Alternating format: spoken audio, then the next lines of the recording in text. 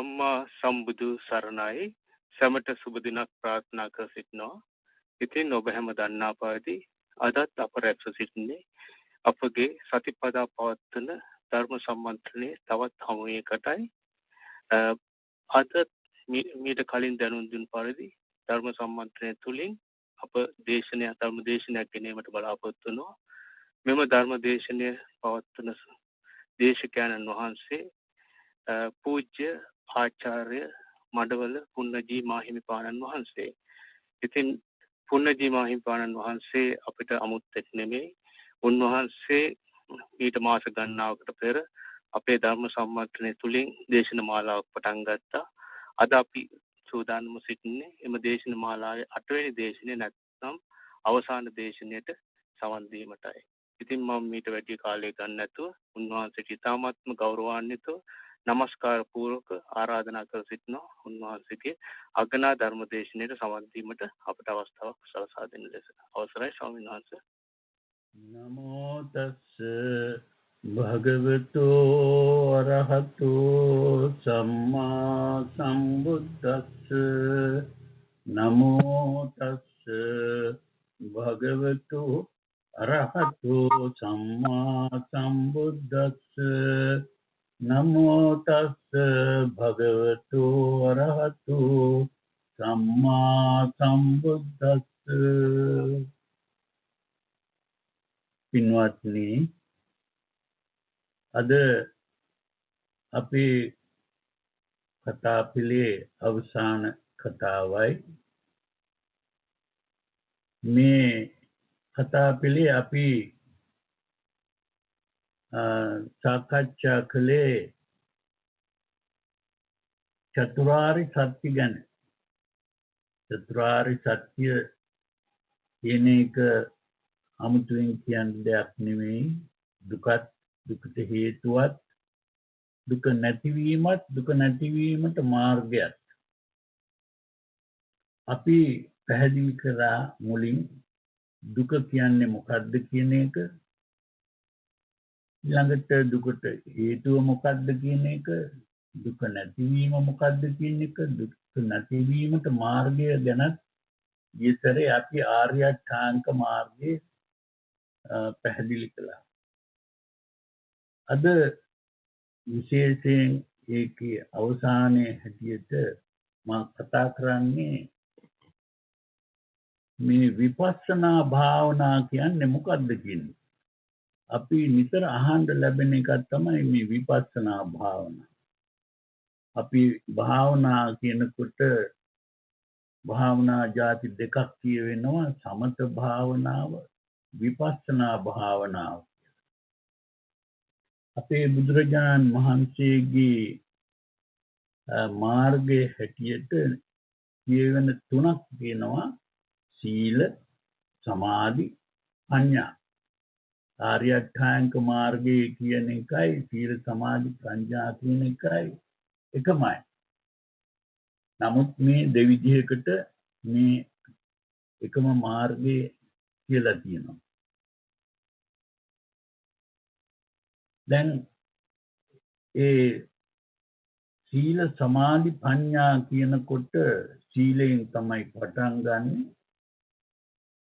සීලය කියලා කිව්වේ අපේ ක්‍රියාව පාලනය කිරීම. ඒ කියන්නේ අපට තරහ ගියත් තරහෙන් නරක වචන කියන්නේ නැහැ. ඒ වගේම තරහෙන් ගහගන්න, මරන්න, ඒ වගේ ක්‍රියා කරන්න යන්නේ නැහැ. ඒක අපේ ක්‍රියාව පාලනය කරනවා. ඊළඟට සමාධිය කියලා කියන්නේ ඒ තරහ ගිහින් කියනවා නම් ඒ තරහ නැති කරන හැටි දැනගැනීම. ඒක තමයි සමත භාවනාව. සමත භාවනාවෙන් කරන්නේ අර හිත ඇවිස්සීම ශාන්ත තත්වයකට ගේන එක. හිත ඇවිස්සලා තියෙනවා නම් ඒ ශාන්ත තත්වයකට ගේන්න කරන භාවනාව තමයි සමත භාවනාව. නමුත් බුදුරජාණන් වහන්සේ කියලා තියෙන හැටියට දැන් ධම්මපදයේ පළවෙනි ගාථාවෙම කියනවා මනෝ පුබ්බංගමා ධම්මා මනෝසිතා මනෝමය මනසාචේ පදුත්තේන වාසතිවා කරෝතිවා තතෝ නම් දුක්ඛමං මනසාචේ පසන්නේන වාසතිවා කරෝතිවා තතෝ නම් සුඛමං වේති. මේ කියන්නේ අර අපේ හිතවිල්ල කියන්නේ මනසෙන් කරන ක්‍රියාව. ඒ චිත්තයෙන් කරන ක්‍රියාව නෙවෙයි. දැන් මම ඉස්සරලා කියලා දීලා කියනවා චිත්තය කියන එකයි මනස කියන එකයි දෙකක් කියලා. ඒ මනසෙන් තමයි අපි අදහස් මවන්නේ. ඒ අදහස් මවන අදහස අනුව තමයි අපිට තරහ එන්නේ, නැත්තම් බයක් එන්නේ, එහෙම නැත්තම් ශෝකයක් එන්නේ, එහෙම නැත්තම් ආසාවක් එන්නේ. ඒ හැම දෙයක්ම වෙන්නේ අර මනසේ කරන ක්‍රියාව අනුව. ඒක අද නවීන මනෝවිද්‍යාවෙත් තේරුම් ගත්ත කාරණයක්. දැන් අපි ඒ මනස මේ ක්‍රියා කරන ක්‍රමේ අනුව තමයි අපේ චිත්තේ ක්‍රියා කරන්නේ. ඒ නිසා මනස වෙනස් කිරීමයි කරන්න තියෙන්නේ. ඒ මනස වෙනස් කරන ක්‍රමය තමයි විපස්සනා භාවනාවෙන් කරන්නේ. අන්න ඒක අපි හොඳට තේරුම් ගන්න ඕනේ. නමුත් මේ මනස ක්‍රියා කරන ක්‍රමේ වෙනස් කිරීම සමත භාවනාවෙන් චිත්තේ සාන්ත තත්වයකට ගේන්නේ නැතුව කරන්න බෑ. අන්න ඒකයි. එතකොට ඒ විදිහට ඒ මනස වෙනස් කරන ක්‍රමේ මොකක්ද කියන එක තමයි අපි තේරුම් කරන්න ඕනේ. අපි ගියතරේ භාවනාව ගැන සම්මා වායාම කියන එක තේරුම් කෙරුවා. සම්මා වායාම කියනකොට සතර සම්මප්පදාන කියලා හතරක් තියෙනවා. ඒ හතර සංවර පහාන භාවනා අනුරක්කන. ඒ සංවර පහාන කියන එක අපි කියවා සංවර කීවේ හිතට නරක හිතවිලි එන්න නොදී වැළැක්වීම. නරක හිතවිලි කීවේ පංච නීවරණ. එහෙම නැත්තම් ලෝභ දෝෂ මොහ කියලා කිව්වත් වරදක් නැහැ. නමුත් ඊට වැඩි විස්තර ඇතුව කියවෙන එකක් තමයි පංච නීවරණ කියලා. පහක් තියෙන කාමච්ඡන්ද, ව්‍යාපාද, හීන මිද්ද, උද්ධච්ච, කුක්කුච්ච, විචිකිච්ඡා. එතකොට ඒව නැතිකරන්ද ඉස්සරලා කරන්නේ මේ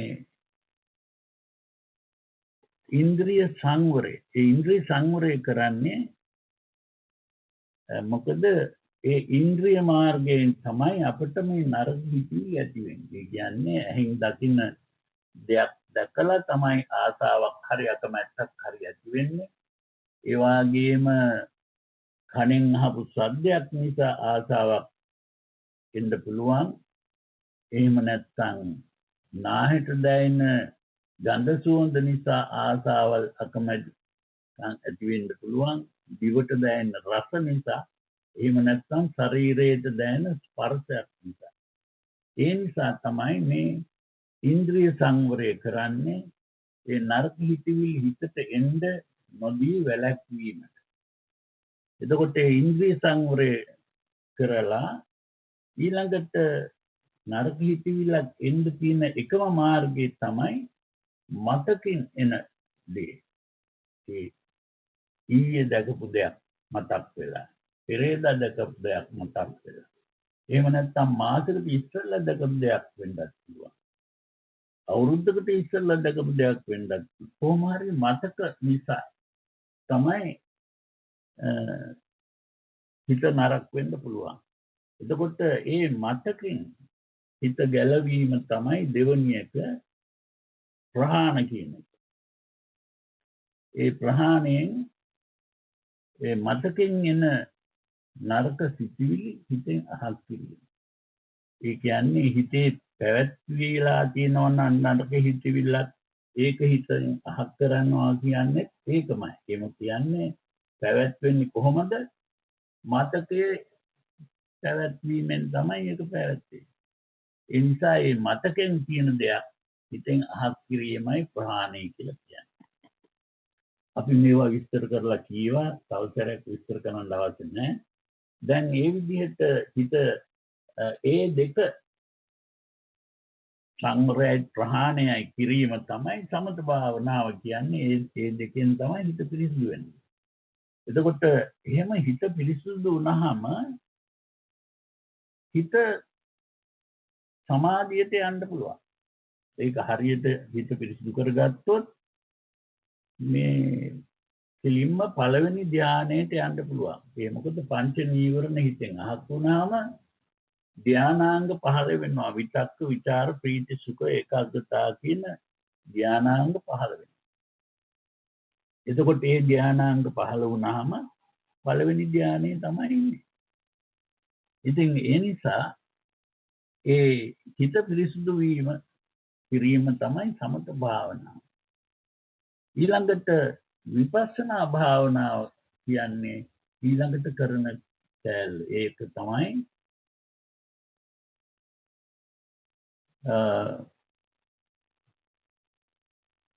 සති,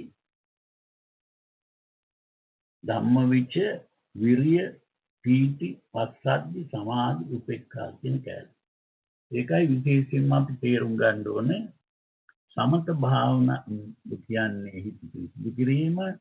විපස්සනා භාවනාව කියන්නේ හොඳ හිතවිලි වගා කිරීම. ඒ හොඳ හිතවිලි කියලා කීවේ මොනවටද? සප්ත බොජ්ජංග. ඒ සප්ත බොජ්ජංග වැඩිම තමයි විපස්සනා භාවනාව. එතකොට ඒ සප්ත බොජ්ජංගේ පළවෙනිම බොජ්ජංගේ තමයි සති. සතිපට්ඨානය කියන්නේ ඒ පළවෙනි බොජ්ජංගය. ඒ පළවෙනි බොජ්ජංග දියුණු කිරීමෙන් තමයි පිළියෙම නිවනට යවෙන්නේ. ඒ නිසා තමයි ඒකායනෝ අයං වික්ඛවේ මග්ගෝ කියලා කියවේ. ඒකායනෝ අයං වික්ඛවේ මග්ගෝ කියන්නේ එකම මාර්ගය කියන එක නෙමෙයි. ඒක වැරදි. එකම මාර්ගය කියලා කියනවා නම් ඒක සම්පූර්ණ වැරදි පරිවර්තනයක්. එකම මාර්ගය තමයි ආර්ය අෂ්ටාංග මාර්ගය. ආර්ය අෂ්ටාංග මාර්ගයේ තියෙන හත්වෙනි එක තමයි සති කියන්නේ. සම්මා සති. එතකොට ආර්ය අෂ්ටාංග මාර්ගයේ මුල් පියවරවල් තමයි සම්මා දිට්ඨි, සම්මා සංකප්ප, සම්මා වාචා, සම්මා කම්මන්ත, සම්මා ආජීව, සම්මා වායාම. ඊළඟට තමයි සම්මා සතිය. එතකොට අරවා ඉස්සරලා තියෙන ඒවා කරන්නේ නැතුව එක පාඩම සම්මා සතියකට බැස්සොත් ඒක වැරදි. ඒක මම උපමා කෙරුවා මේ ගෝල්ෆ් ගහනකොට. ගෝල්ෆ් කියලා මේ සෙල්ලමක් තියෙනවානේ. මේ පින්නතුන් දන්නවා ඇති. ඒ ගෝල්ෆ් කියන්නේ අර එක හිලකට බෝලයක් දාන්න තියෙනවා. නමුත් මේ බෝලේ දාන්න පටන් ගන්න බොහොම ඈත ඉඳලා. ඉස්සෙල්ලා බෝලේ ඒ පැත්තට ගහන්න ඕන. ඒක ගිහින් වැටුනහම ඒ වැටිච්ච තැන ඉඳලා ආයෙසරක් ගහන්න ඕන. ඒකත් ගිහින් තව තැනක වැටෙනවා. ඉතින් තවත් සැරයක් ගහනවා. එහෙම ගිහින් අන්තිමටම අර හිල හිට්ටු වෙලා ගහන පාර තමයි කෙලින්ම හිලට යන්නේ. අන්න ඒ වගේ තමයි මේ ආර්ය අෂ්ටාංග මාර්ගයේ මුල් පියවර වල කරලා අර අවසානයේදී තමයි කෙලින්ම නිවනට යන්න ගහන පාර. ඒක තමයි සතිපට්ඨානය කියන්නේ. ඒ නිස්වාගේ තමයි. ඒක තමයි ඒකායනෝ අයම් වික්ඛවේ මග්ගෝ කිව්වේ එකම තැනට කෙලින්ම යන පාර කියන එකයි ඒකායනෝ ඒක අයන එකක් කරා යන කියන එකයි ඒක ආයන කියන්නේ. එකම පරමාර්ථයක් කරා කෙලින්ම යන කියන එකයි ඒක ආයන. ඒ නිසා මේක එකම මාර්ගය නෙමෙයි, හරියටම කෙලින්ම අරමුණ කරා යන මාර්ගය කියන එකයි. ඒක තමයි සතිපට්ඨාන. එතකොට මේ සතිපට්ඨාන ගැන පටන් ගන්නවා ඔය ආනාපාන සතියෙන් පටන් ගන්නවා. ඒ ආනාපාන සතියෙන් ඒක එතනත් විශේෂ කාරණයක් අපි දැනගත යුතු දෙයක් තියෙනවා. ඒක අද හුඟක් දෙනෙක් ඔය කවුද මේ අටුවාචාර්යෝ වරද්දලා තියෙන තැනක්. ඒ මොකද්ද?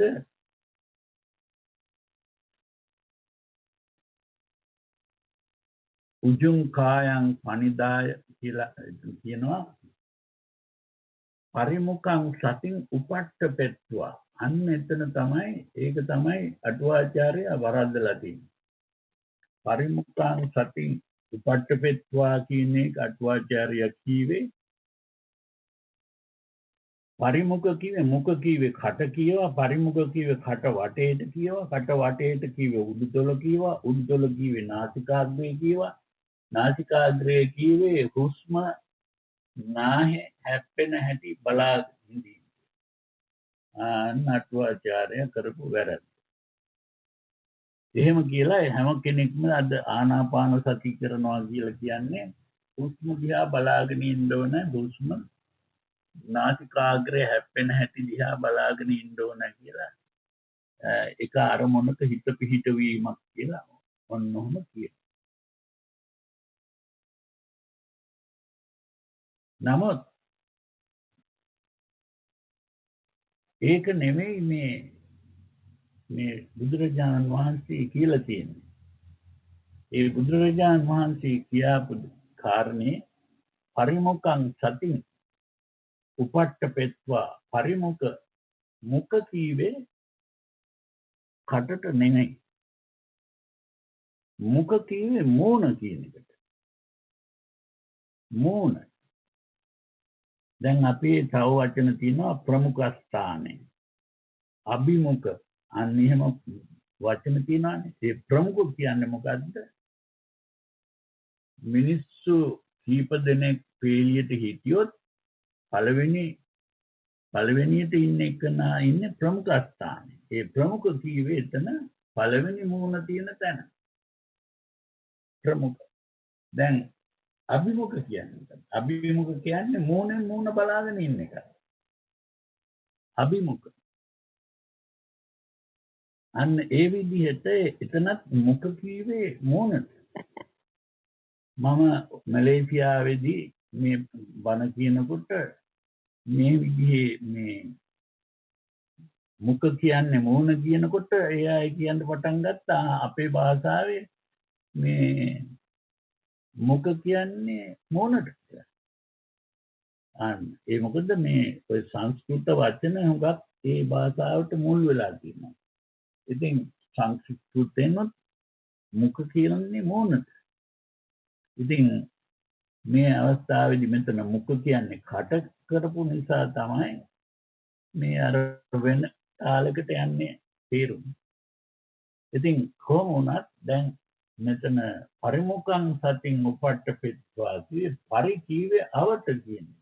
මූණ අවට කියන්නේ මේ වටේට තියෙන දේවල් කියන එකයි. ඒ කියන්නේ මේ හිත යොමු කරලා තියෙනවා ඇහෙන් දකින දේවල් වලට, කනෙන් ඇහෙන දේවල් වලට, නාහෙන් දැනෙන දේවල් වලට, දිවෙන් දැනෙන රසවලට ශරීරයට දැනෙන ස්පර්ශවලට මේවට හිත යොමු කරලා තියෙනවා නම් සාමාන්‍ය පුද්ගලයාගේ හිත යොමු වෙන්නේ ඒවට තමයි. ඇහින් දකින්න දේවල්, කනෙන් ඇහෙන ඒවා, නාහයට දැනෙන දේවල්, දිවට දැනෙන දේවල්, ශරීරයට දැනෙන. එහෙම යොමු වෙච්ච හිත එතනින් ගලවලා ගන්න ඕන.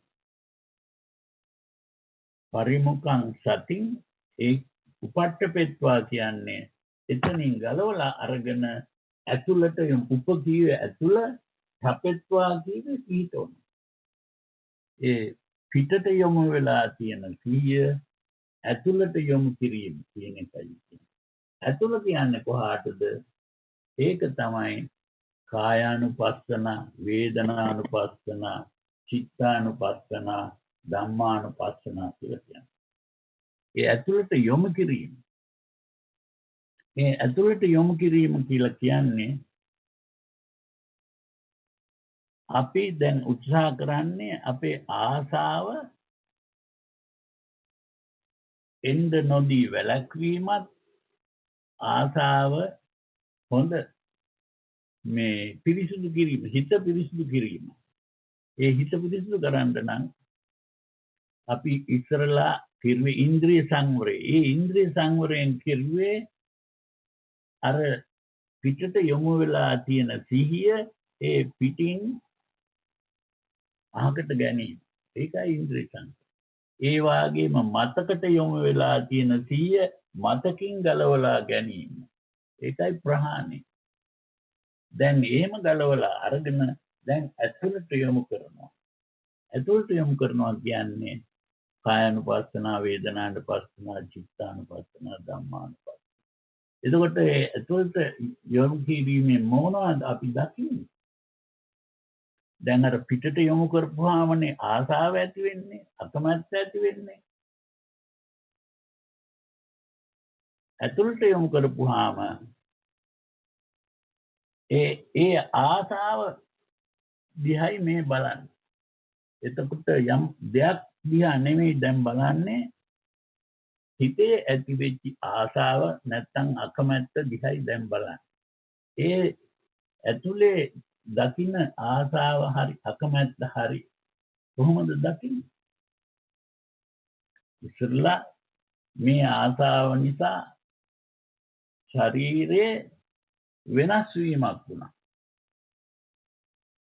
දැන් ආසා කරන දෙයක් දැකපුවාම අපි උදාහරණයකට ගමු. මේ තරුණයෙක් පාරේ යනකොට ලස්සන ගෑනු ළමෙක් දැක්කා. එතකොට මොකක්ද උනේ මේ පුරුෂයාට? ශරීරයේ වෙනස් වීමක් වුණා. ආන්නේ ශරීරයේ වෙනස් වීම දැකීම තමයි කායानुපස්සනාව. එතකොට ශරීරයට යම් කිසි සනීපයක් හරි අසනීපයක් හරි දැනුණා. ඒක දැකීම තමයි වේදනානුපස්සනාව. එතකොට මේ චිත්තයේ වෙනස් වීමක් දැනුණා. චිත්තයට ආසාවක් ඇති වුණා. අන්න ඒක දැකීම තමයි ඒ කාමච්ඡන්දේ දැකීම. ඒක දැකීම තමයි චිත්තානුපස්සනාව කියන්නේ. ඊළඟට මනසේ අදහසක් ඇති වුණා. මේ ලස්සන ගෑනු ළමයි. අන්න ඒ අදහස දැකීම තමයි ධම්මානුපස්සනාව. මම ඉස්සෙල්ලා කියලා කියනවා ධම්ම කීවේ හිතේ මේ මනසේ ඇති වෙන අදහස. මනස කියන්නේ කල්පනා කරන තැන. ඒ මොළෙන් කල්පනා කරන්නේ. ඒ මොළෙන් කල්පනා කරලා ඇතිවෙච්ච අදහස තමයි මනස. ඒ මනස ඇතිවෙච්ච අදහස අනුව තමයි මේ ආසාව ඇති වුනේ.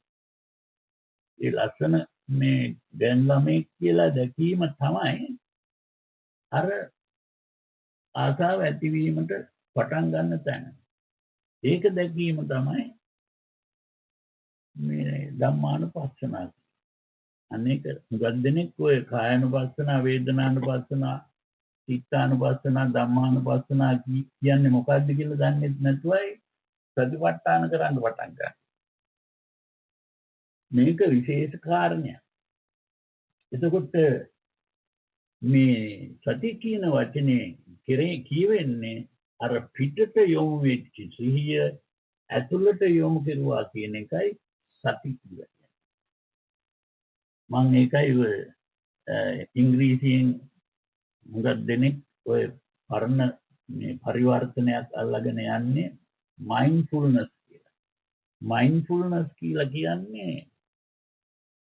මයින්ඩ් කියන්නේ හිත ෆුල්නස් කියන්නේ පිළිලා.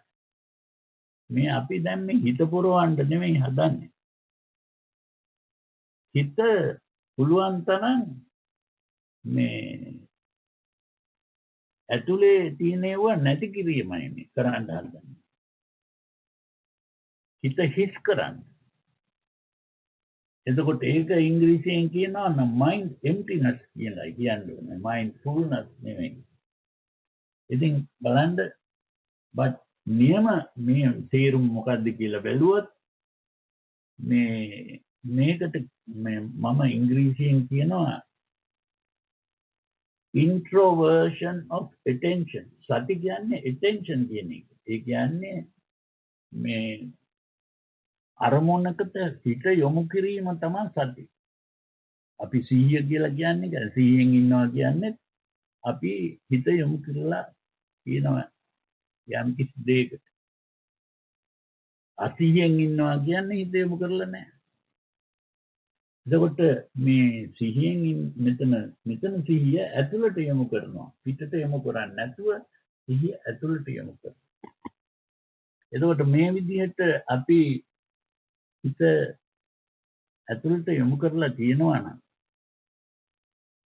ඒක තමයි සතිපට්ඨාන. සතිපට්ඨාන කියන්නේ සති උපට්ඨාන. උපට්ඨාන කියන්නේ ඇතුළට යොමු කිරීම. සිහිය ඇතුළට යොමු කිරීම. ඒ පරිමුඛං සතින් උපට්ඨපෙත්වා කිව්වෙත් ඒකයි. එතකොට මේ විදිහට අපි ඇතුළට හිත යොමු කරලා තමයි ආනාපාන සතිය පටන් ගන්න. සතෝ අස්ස සති, සතෝ පස්ස සති. සිහියෙන් හුස්ම ඇතුළට ගන්නවා, සිහියෙන් හුස්ම පිට කරනවා. දැන් ඒ විදිහට අපි මේ විශේෂයෙන්ම සතිපට්ඨාන කියන එක තේරුම් ගත්තොත් අපේ අර හිතේ තියෙන තත්වය, ඒ හිත කියලා අපි කිව්වේ මේ ආසාවල්, තරහවල්, බය, ශෝක කියන ඒවා, චිත්තාවේග කියන ඒවා චිත්තේ තියෙන. ඒ චිත්තාවේග කියන්නේ චිත්තේ ඇවිස්සීම. අපි චිත්තේ තියෙන එකට තමයි මේ ඉංග්‍රීසි භාෂාවෙන් mood කියනවා. තවත් වචන තියෙනවා temperament කියන්න පුළුවන්, disposition කියලා කියන්න පුළුවන්. ඒවා මේ ඉංග්‍රීසි වචන. නමුත් විශේෂයෙන්ම සාමාන්‍ය වචනේ තමයි mood කියන්නේ. එතකොට මේ mood කියන එක තමයි චිත්තය කියන්නේ. එතකොට චිත්තය කියන්නේ යම් කිසි දෙයක් නෙමෙයි. මේ ශරීරයේ තියෙන යම් කිසි ස්වභාවයක්. ඒ කියන්නේ ආසාවක් ආපුවාම මේ ශරීරයේ මේ යම් කොටස් වල ක්‍රියාකාරීත්වය වෙනස් වෙනවා. ඒ වගේම තරහක් එනකොටත් ශරීරය ඇතුලේ තියෙන යම් කොටස් වල ක්‍රියාකාරීත්වය වෙනස් වෙනවා. එහෙම තත්වයක් තමයි මේ චිත්තය කියන්නේ. යම් කිසි දෙයක් නෙමෙයි. ඒ වගේ මේ ක්‍රියාකාරීත්වය ගැන එතන අපි චිත්තය කියනකොට කියන්නේ. එතකොට ශාන්ත තත්වය කියන්නේ සාමාන්‍ය සෞඛ්‍ය වෙලාවේ ශරීරයේ සෞඛ්‍ය ඇතුව වැඩ කිරීම තමයි. දැන් අද ස්ට්‍රෙස් මැනේජ්මන්ට් කියන ඉංග්‍රීසි භාෂාවෙන් කියනකොට අපි අර ශරීරයේ ක්‍රියාකාරීත්වය වෙනස් වීම නරකට හැරීම ගැනයි කතා කරන්නේ. එතකොට ඒ ශරීර වෙනස් වීම හොඳ දෙයක් නෙමෙයි. ඒ අවස්ථාවේ මේවට කියන්නේ හදිසි අවස්ථාව කියලා. ඒ හදිසි අවස්ථාවක් වල කරන ක්‍රියා ක්‍රමය සෞඛ්‍යයට එච්චර හොඳ නෑ. ඒ හදිසි අවස්ථාව දිගටම පැවතුනොත් ශරීරයට හොඳ නෑ. අපේ ලංකාවට ඔය හදිසි වීසි දාලා නිතරම තියෙනවා නම් මේ සාමාන්‍ය හොඳට ක්‍රියාත්මක වෙන්නේ නෑ මුළු රටම. ඉතින් ඒ නිසා ඒ වාගේ අපි දන්නවා එහෙම වෙච්ච අපිට වෙලා තිබුණ නිසා ඉතින් මේ ඒ වාගේ මේ ශරීරයට ඒ හදිසි අවස්ථාවෙම මේ ඉඳ ගියොත් ශරීරයේ සෞඛ්‍ය නරක. ඉතින් ඒ වාගේ අපි මේ ආසාවල් තරහවල් නැති කිරීමයි අපි උත්සාහ කරන්නේ. ඒ නැති කිරීමට අර ආසාවක් එනකොට අපි ඉස්සෙල්ලා කීව මේ ආසාවක් හරි අකමැත්තක් හරි එනකොට ඒක අපි කරන දෙයක් නෙවෙයි අපිට වෙන දෙයක්. ඒ කියන්නේ යම්කිසි හේතු නිසායි මේවා වෙන්නේ. අර මේ අපි හිතලා කරන එකක් නෙමෙයි. දැන් තරහ යනවා කියන එක මන් දැන් තරහ ගන්න ඕන කියලා කරන එකක් නෙමෙයි. ඒ වගේම ආසාවක් එනකොට මන් දැන් ආසා කරන්න ඕන කියලා එහෙම හිතෙන් මේ කල්පනා කරලා කරන එකක් නෙමෙයි. ඒක ඉබේට වෙනවා. අපිට නවත්ත ගන්නත් බෑ. තරහ આવොත් ඒක නවත්ත ගන්නත් තමයි. ආසාවක් આવොත් ඒක නවත්ත ගන්නත් තමයි. බයක් આવොත් ඒක නවත්ත ගන්නත් තමයි. නමුත් මේක නවත්තන ක්‍රමයක් තියෙනවා. මේක දැක්කොත් මොකද්ද මේ වෙන්නේ කියලා. ඒ මොකද්ද මේ වෙන්නේ කියන එක දැක්කමක් නැති නිසායි මේක ක්‍රියාත්මක වෙන්නේ. දැන් මේ සතිපට්ඨානෙන් මේක දිහා බලනවා. ඒ බලාපුවාම අපි ඒක දකිනවා. ඒ දැකීමෙන් අරක නවතිනවා. ඒ මොකද මේ අසිහියෙන් තමයි මේක එන්න පුළුවන්. ඒ කියන්නේ මේකට සිහිය යොමු කරලා තියෙනවා නම් ඒක එන්න බෑ. එහෙමත් එකක් තියෙනවා. ඒ නිසා මේ සිහියෙන් ඒ අසිහියෙන් ඉඳීම තමයි අවිද්‍යාව කියන එකේ තේරුම. දැන් ඔය හුඟක් දෙනෙක් අවිද්‍යාව කියන්නේ මේ චතුරාර්ය සත්‍ය දන්නේ නැතිකම හරි ඒ විදිහ මොකවත් දන්නේ නැතිකම කියන අර්ථයක් ඒකට දානවා. ඒක නෙමෙයි. අවිද්‍යාව කියන්නේ මේ අසීහියෙන් තමයි මෙව වෙන්නේ. අපි නොදැනුවත්ව වෙන්නේ. ඒ නොදැනුවත්කම කියන එක තමයි අවිද්‍යාව කියන්නේ. විද්‍යාව කියන්නේ දැනුවත් වීම. මේක හරියට දැනුවත්ව කෙරෙනවා නම් අරක දැනුවත්ව කෙරෙන්න බෑ. ඒක නවතිනවා. මේ කාරණේ අද මනෝවිද්‍යාඥයෝ තේරුම් අරගෙන තියෙනවා. සිග්මන්ඩ් ෆ්‍රොයිඩ් කියන මනෝවිද්‍යාඥයා තමයි ඒක තේරුම් ගත්තේ. making the unconscious conscious. ඒ අවිද්‍යාව කියන්නේ හරි විදිහකින් unconscious කියන්නේ. ඒ විද්‍යාව කියන්නේ conscious කියන්නේ. එතන ඒ ඉංග්‍රීසි වචන. නමුත් මේ සිංහලෙන් කියනවා නම් මේ සිහියෙන් ඉඳීම තමයි විද්‍යාව කියන්නේ. අසිහියෙන් ඉඳීම තමයි අවිද්‍යාව කියන්නේ. ඒ අසිහියෙන් තමයි මේ තරහ යන්නේ, ආසාවෙන්නේ, තණ්හාව ඇති වෙන්නේ අසිහියෙන්. එතකොට ඒ තණ්හාව කියන එක තමයි මේ ආසාවල් තරහවල් කියන්නේ. එතකොට මේක ගැන ඒ සිහියෙන් ඉන්නවා කියන එක සම්පූර්ණ සිහියෙන් ඉඳීම තමයි පටිච්ච සමුප්පාදයේ දැකීම. ඒ පටිච්ච සමුප්පාදයේ හරි පිළිවෙලට දකිනවා නම් අපි දකිනවා කියන එකයි මේ දන්නවා කියන එකයි දෙකක්. ඒ කියන්නේ පටිච්චසමුප්පාදය මොකක්ද කියලා අවිද්‍යාව පත්‍ය සංකාර, සංකාර පත්‍ය විඥාන. ඒකේව කටපාඩම් කරගන්න පුළුවන්. ඒව කටපාඩම් කර ගැනීම නෙවෙයි. මෙතන දකින්න ඕනේ අපේ ශරීරයේ ඇතුලේ මේවා ඇති වෙන්නේ කොහොමද කියන එක අපි දකින්න ඕනේ. ඒ දැකීම තමයි පටිච්චසමුප්පාදයේ දැකීම කියලා කියන්නේ. එතකොට ඒ පටිච්චසමුප්පාදේ හරි පිළිවෙලට දකින්නවා නම් අවිද්‍යාව නැතු වෙනවා. එතකොට දැන් අපේ මේ විපස්සනා භාවනාවෙන් විශේෂයෙන් කරන්නේ මේ ඒව වෙන හැටි දැකීම. ඒ කියන්නේ පටිච්චසමුපාදය දැකීම තමයි. ඒ පටිච්චසමුපාදය හරියට දැක්කේ නැත්නම් විපස්සනා භාවනාව හරියට කෙරුණේ නැහැ. එතකොට දැන් අපි මේ විදිහේ සතිපට්ඨානය කරනකොට ඒ සතිපට්ඨානේ කිරීමෙන් තමයි අපි ඒ පටිච්චසමුප්පාදේ නැත්නම් අර මේ ක්‍රියාව කියන ආසාව කියන ක්‍රියාව ඇති වෙන්න ඇති දැකීම. ඒක දැකීම තමයි ධම්ම විචය කියලා කියන්නේ. එතකොට සති ළඟට තියෙන ධම්ම විචය. සතියෙන් කරන්නේ ඇතුළට හිත යොමු කිරීම. ධම්ම විචය කියන්නේ ඒ ඇතුලේ කෙරෙන දේ හරි පිළිවෙලට දැකීම. මේකයි ධම්ම විචය. ඒ විදිහේ හරි පිළිවෙලට මේක දකින්නකොට මොකද වෙන්නේ? විරිය.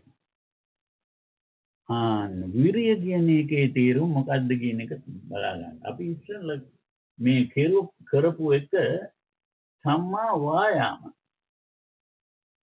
සම්මා වායාම කියන්නේ අපි ව්‍යායාමයක් කරනවා කියන්නේ. ඉංග්‍රීසියෙන් එක්සර්සයිස් කරනවා කියන්නේ. මෙතන මෙන්ටල් එක්සර්සයිස්. ඒ මානසික ව්‍යායාමයක්.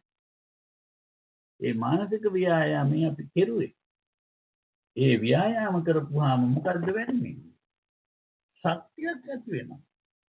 ඒ අපි ශාරීරික ව්‍යායාම කරනකොට ශරීරයට ශක්තියක් ඇති වෙනවා. ඒ වාගේ මානසික ව්‍යායාම කරනකොට මනසට ශක්තියක් ඇති වෙනවා. මොකද්ද මෙතන උනේ? ධම්ම විචය කියන මේ පිළිවෙල දැකපුවාම මොකද්ද උනේ?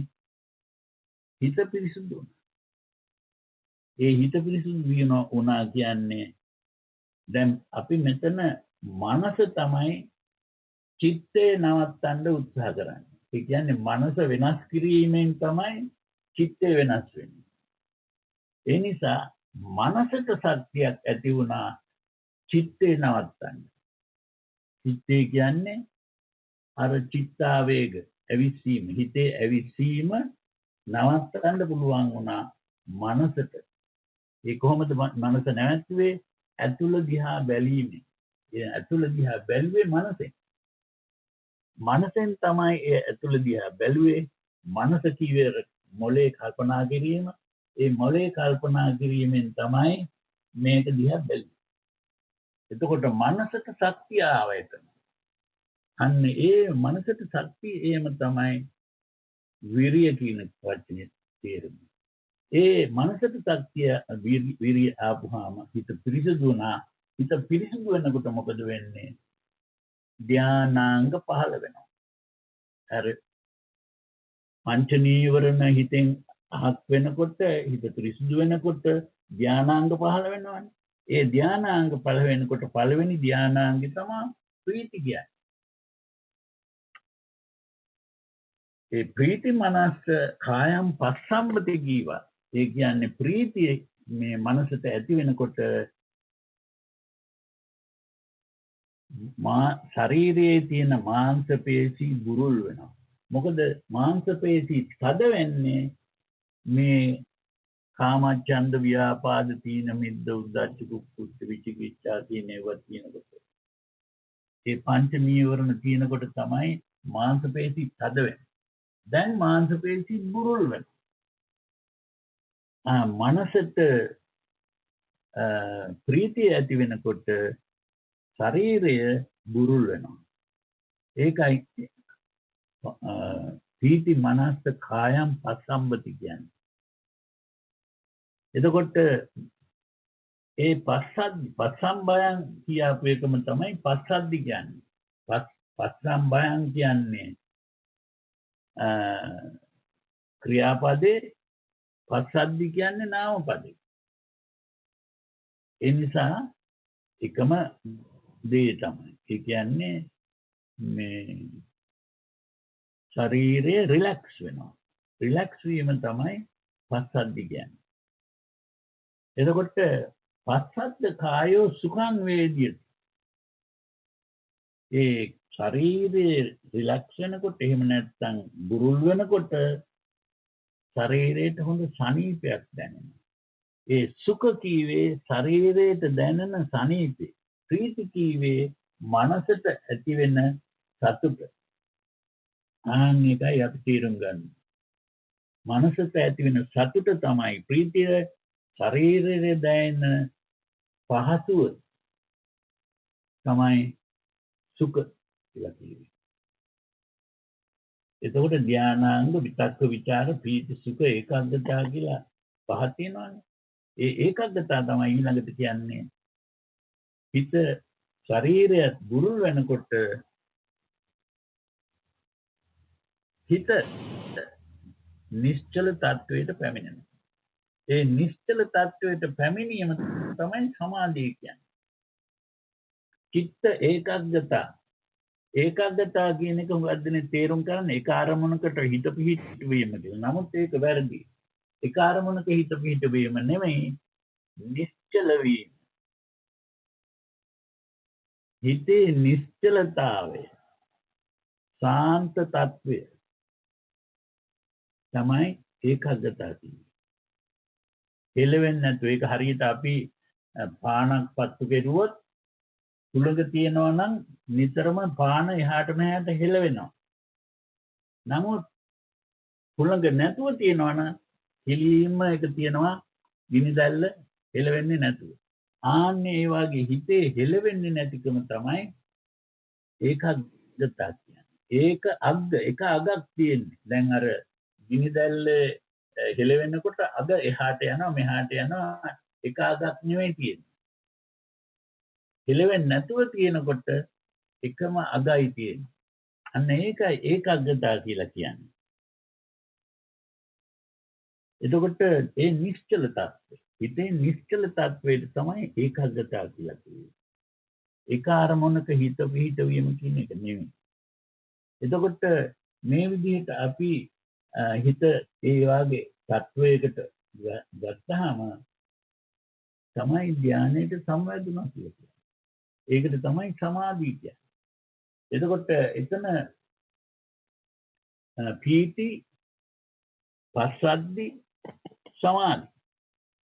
එතකොට සමාධි කීවේ පළවෙනි ධානයට සම්වැදුණා කියන එකයි සමාධිය කියන්නේ. නමුත් එතනින් එහාට දෙවෙනි ධානයට යනවා, තුන්වෙනි ධානයට යනවා, හතරවෙනි ධානයට යනවා. දැන් අපි තේරුම් ගන්න ඕනේ හතරවෙනි ධානයට ගියාම තමයි දැන් හතරවෙනි ධානයට යන එක අපි තේරුම් ගන්න ඕනේ. දැන් පළවෙනි ධානයේ විතක්ක විචාර පීති සුඛ ඒකාග්‍රතාව. විතක්ක විචාර කියන්නේ මං කීවා මේ අද අටුවාචාර්ය තේරුම් කරන්නේ මේ විතක්ක විචාර කියන්නේ විතක්ක කියන්නේ අරමුණට හිත යොමු කිරීම, විචාර කියන්නේ අරමුණේ හිත පැතිරවීම කියලා. නමුත් ඒකේ තේරුම වැරදි කියන එකයි මගේ අදහස. මම මේවා හොයලා බලලා මං කියන්නේ මේ විතක්ක කියන්නේ විචාර කියන වචනේ තේරුම අපි සිංහලෙන්වත් පාවිච්චි කරනවා විචාරනවා කියලා කියන්නේ. විචාරනවා කියන්නේ ප්‍රශ්න කරනවා. විතක්ක කියන්නේ තර්කයක්. තර්කානුකූලව තීරණයක් ගන්න. අපි ප්‍රශ්නයක් අහලා තර්කානුකූලව තීරණයක් ගන්න. අපි ප්‍රශ්නේ ඇහිම තමයි විචාර කියන්නේ. තීරණය ගැනීම තමයි විතක්ක කියන්නේ. එතකොට විතක්ක විචාර කියන්නේ අදහසක් නැවීම. මේක මොකද්ද කියන ප්‍රශ්නේ තමයි විචාර. මේක හුස්ම ඇතුළට ගැනීම කියලා කිව්වොත් එතන තීරණයක් ගැනීම. තීරණය කිරීම. එතකොට මේ තීරණය කිරීම තමයි විතක්ක. එතකොට මේ විදිහට අපි ප්‍රශ්නේ අහලා උත්තරයක් ගන්නවා කියන්නේ අදහසක් මවනවා කියන්නේ. අර මනසේ අදහස් නැවීම කියලා කියවේ ඒ අදහස් නැවන හැටි තමයි ප්‍රශ්නයක් අහලා උත්තරයක් දෙන්නේ.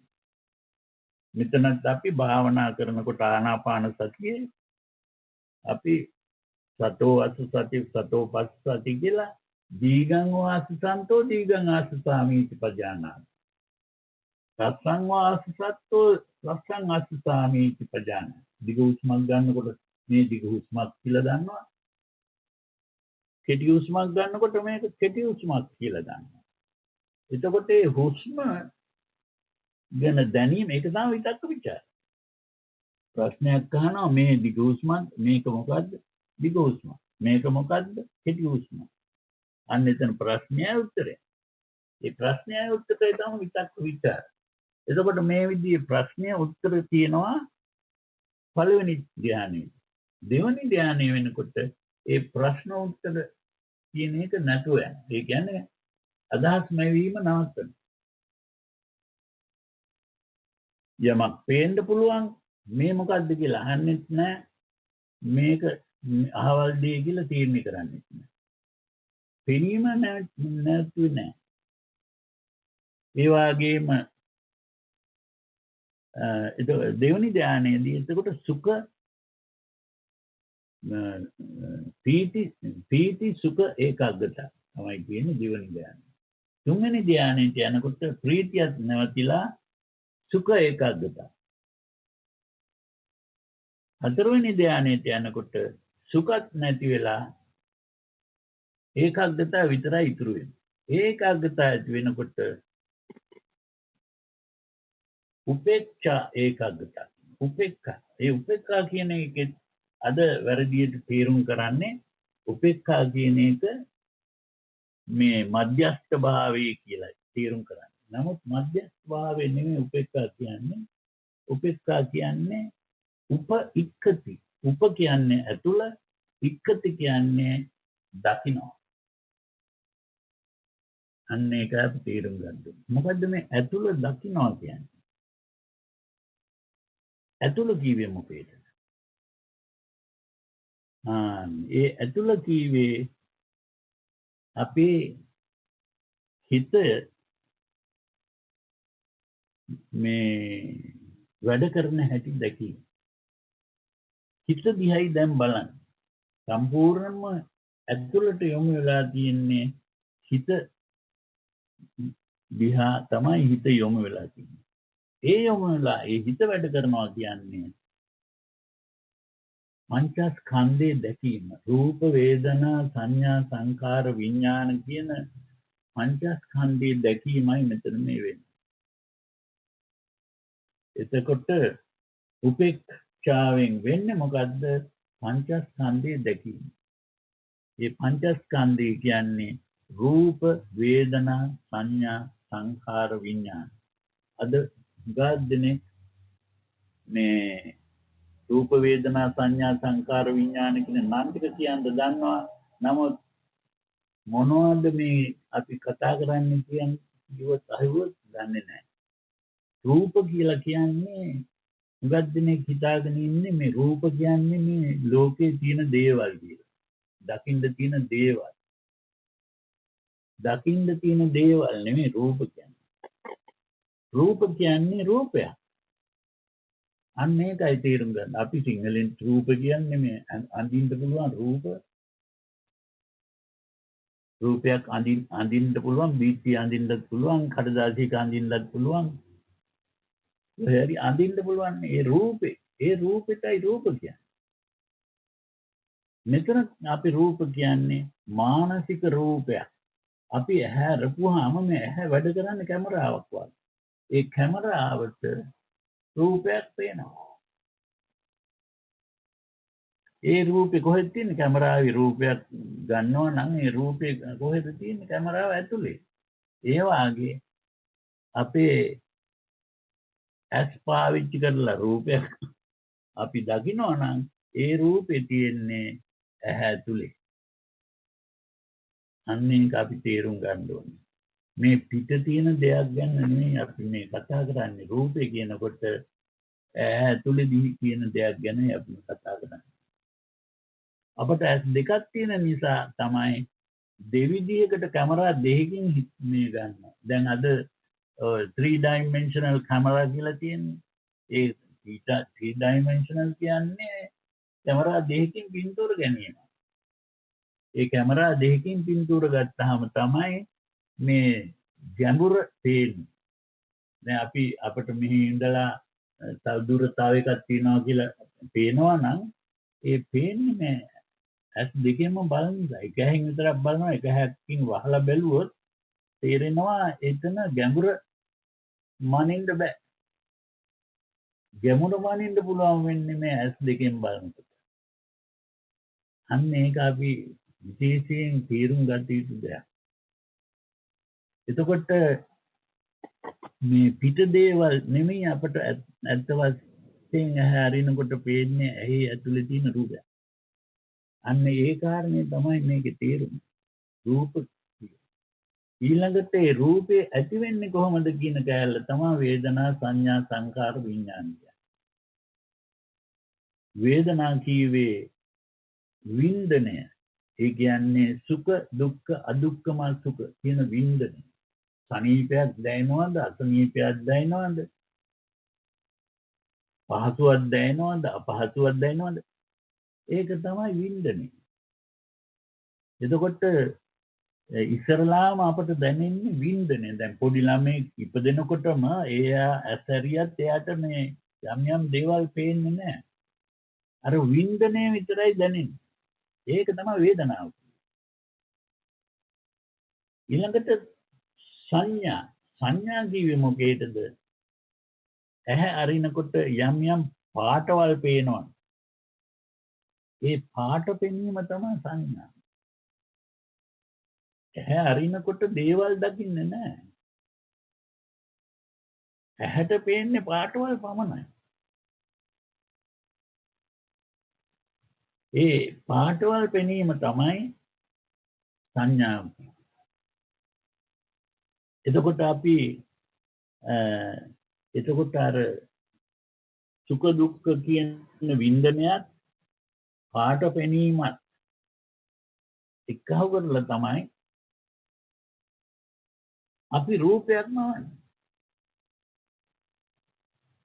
ඒකයි මේ මෙතන කිව්වේ ඒ රූපේ මැවීම තමයි සංඛාර කිව්වේ. සංඛාර කිව්වේ සංස්කරණය කියන වචනයක් තියෙනවා අපේ සිංහලේ.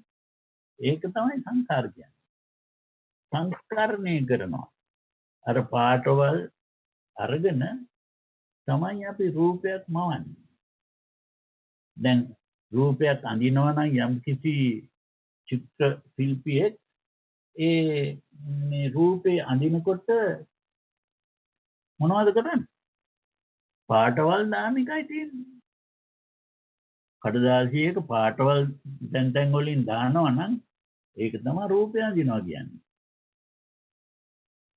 එතකොට ඒක දිහා අපි බලනකොට තමයි අපේ ඇහැ තමයි මේ ඒ පාටවල් එක්කහුව කරලා මේ අහවල් දේ, මේ ඉන්නේ මිනිස්සේ, මේ තියෙන්නේ ගහ, මේ තියෙන්නේ පොකුණක්, මේ තියෙන්නේ මේ කඳු, මේ තියෙන්නේ මේ පිට්ටනියක්.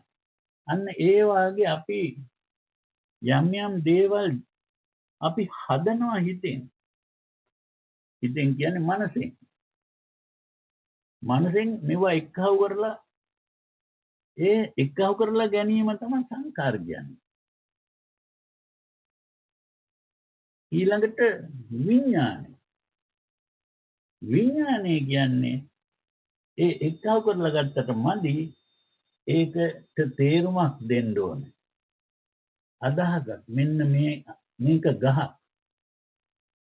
ඒ ගහ මොකද මේක ඉස්සෙල්ලා අපි ගස් දැකලා තියෙන නිසායි මෙතන මේ පාට එක්කහුව කරලා ගහක් කිව්වේ. අපි කවදාකවත් ගහක් දැකලා නැත්නම් ඒ පාට එක්කහුව කරලා ගහ කියන්නේ නැහැ. ආන්නේ ඒ අඳුරා ගැනීම. ඒකට තමයි එතන ප්‍රපංච කියන වචනයක් පාවිච්චි කරනවා. ප්‍රපංච කියන්නේ අපි මේ දැකපු දේවල් ගොඩවල් වලට මේ බෙදලා දැමීමක් තියෙනවා. ඒ කියන්නේ අපි ගහක් දැක්කොත් නැවත වරක් ඒ වගේම එකක් දැකපොත් ඒකටත් අපි ගහක් කියනවා. තුන් පාරක් දැක්කත් ඒකටත් ගහක් කියනවා. මොකද ඒ දැකපු මේක තමයි සංඥා සංකා කිව්වේ. ඉස්සෙල්ලා දැක්කේ සංඥාවනේ. ඒ සංඥාව සංඛ්‍යාවල් වලට දානවා. ඒකයි සංඥා සංකා. පపంచ සංඥා සංකා. ඒ කියන්නේ පపంచ කියන්නේ සංඥා සංඛ්‍යාවල් වලට දැමීම. අන්න ඒ සංඛ්‍යාවකට දැමීමෙන් තමයි අපි අඳුරගන්නේ. මේක ගහක්. මේ මිනිහෙක්. මේ බල්ලෙක්. මේ පූසෙක්. කොහොමද අපි දන්නේ? අර සංඛ්‍යාවට දැම්මා. අර දැකපු අලුත් මේ සංඥාව අර සංඛ්‍යාවල් වලට දැම්මා. එතකොට අර එක්කව කරලා යමක් හදන්නේ අර සංඛ්‍යාවල් වලට දැමීමෙන් තමයි. මොකද 10ක් කවදාකවත් දැකලා නැත්නම් අපි ඒක මෙතන ගහක් කියන්නේ නැහැ. අන්න ඒක තේරුම් ගන්න. ඒ විදිහට තමයි විඥානය කියන එක ඇති වෙන්නේ. ඒ සංඛාර ක්‍රමයෙන් තමයි විඥානය ඇති වෙන්නේ. විඥානය කියන්නේ නොඑක් දේවල් අඳුර ගැනීම. විඥාන. මේ අඳුර ගන්නකොට තමයි රූපයක් නැවෙන්නේ. ඒ රූපෙට නමක් දෙන්නේ. මේ අහවලදී මේක ගහක් කිව්වත් ඒ නමක් දුන්නා. ඒ රූපයත් නාමයක් තමයි නාම රූප කියන්නේ. අද අටුවාචාර්යෝ පෙන්වන්නේ නාම රූප කියන්නේ හිතයි කයයි කියලානේ. මේ හිතයි කයයි නෙවෙයි නාම රූප කියන්නේ. නාම රූප කියන්නේ රූපයකට නමක් දෙනවා. ඒ රූපයයි නාමයයි වෙන් කරන්න බෑ. නාමය නැත්තම් රූපය හැදෙන්නේ නැහැ. මොකද අර පාටවල් විතරනේ දකින්නේ. ඒ පාටවල් දැකපුවාම මේ ඒවා එක්කව කරලා අර රූපේ හදාගන්නකොටම නාමයක් දීලා තියෙනවා. නාම රූප එකතු තියෙනවා. ඒ මේ විඥාණයට පේන දේ තමයි නාම රූප කියන්නේ. විඥාන පත්‍ය නාම රූපං කිව්වේ ඒකයි. අන්න එතකොට මේ නාම රූප දැකීම තමයි විඥානය. ඒ නිසා කිව්වේ නාම රූප පත්‍ය විඥානං කියවත් හරි විඥාන පත්‍ය නාම රූපං කියවත් හරි. මේ දෙකම එකට පවතිනවා. අන්න ඒක අපි තේරුම් ගන්න ඕනේ. ඉතින් ඒක තේරුම් ගැනීම තමයි මෙතන මේ උපේක්ෂා කියන වචනයෙන් කිව්වේ. උපේක්ෂා කියලා කිව්වේ අර ඉක්ඛති කිව්වේ ඇතුළ ඉක්ඛති කියන්නේ දැක්ක. ඇතුළ දැක්කා කිව්වේ පංචස්කන්ධය දැක්ක. ඒ පංචස්කන්ධය මගේ කරලා ගැනීම තමයි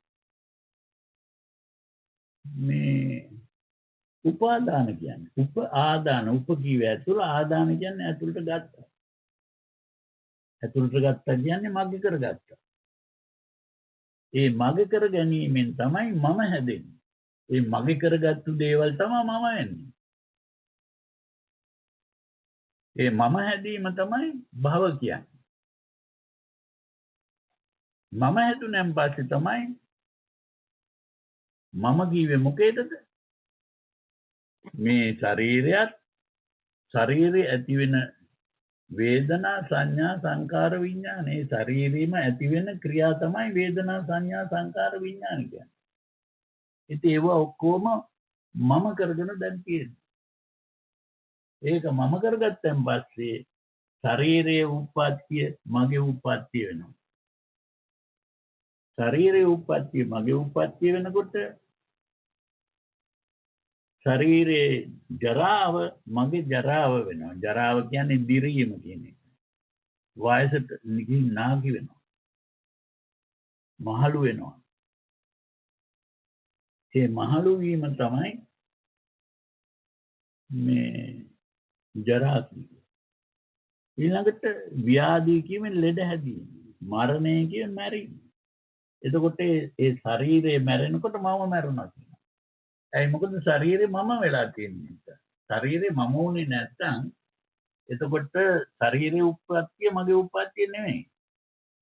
ජරා ශරීරේ ජරාවටපත් වීම මගේ ජරාවටපත් වීම නෙමෙයි. ශරීරේ ව්‍යාධියටපත් වීම මගේ ව්‍යාධියටපත් වීම නෙමෙයි. ශරීරේ මරණය මගේ මරණය නෙමෙයි. ඒක දුක ඇති වෙන්නේ අර ශරීරේ මම වෙච්ච නිසායි.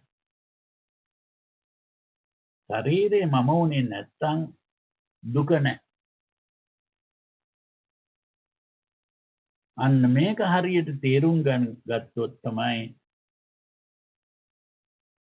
රහත් වෙනවා කියන්නේ. සුදු වෙනවා කියන්නේ. එතකොට මේ විදිහට තේරුම් ගැනීම තමයි ප්‍රඥාව කියලා කියන්නේ. එතකොට මේ ප්‍රඥාව ඇති වුණාම හරි පිළිවෙලට විමුක්තිය ඇති වෙනවා. විමුක්තිය කියන්නේ මිදෙනවා. මොකෙන්ද මිදෙන්නේ? දුකෙන් මිදෙනවා. ඒ දුකෙන් මිදීම තමයි නිවන කියන්නේ. අඤ්ඤා විමුක්ති නිබ්බාන. අන්න මේක විශේෂ කාරණයක්. මේ කාරණේ මම හිතනවා මේ පින්වතුන්ට තේරුණා කියලා. මංගලං සත්සං සබ්බ දේවතා සබ්බ බුද්ධානුභාවේන සදා සොත්ති භවන්තු තේ භවතු සබ්බ මංගලං රක්ඛන්තු සබ්බ දේවතා සබ්බ ධම්මානුභාවේන සදා සොත්ති භවන්තු තේ භවතු සබ්බ මංගලං රක්ඛන්තු සබ්බ දේවතා සබ්බ සංඝානුභාවේන සදා සොත්ති භවන්තු තේ. සාදු සාදු.